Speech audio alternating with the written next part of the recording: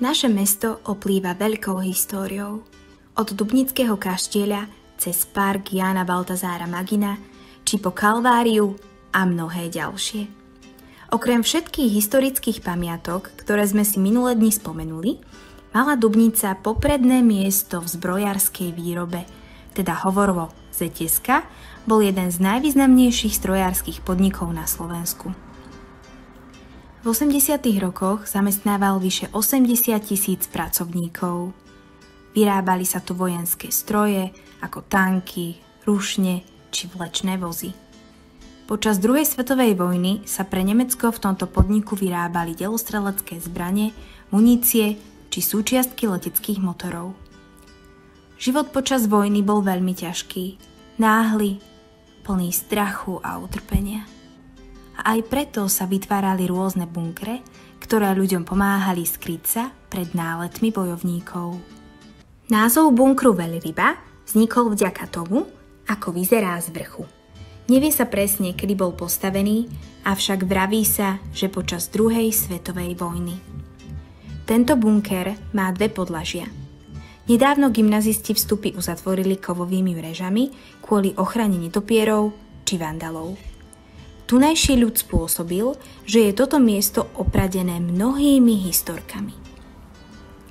Vraj sa tam vyrábali rakety, vraj tam bol priechod do mnohých dubnických tunelov. Nič z toho však nie je pravda. História tohto bunkru je pri najmenšom nejasná či úplne neznáma. A preto tu vznikol priestor na povery. O skutočnom pôvode veľryby existuje viacero verzií.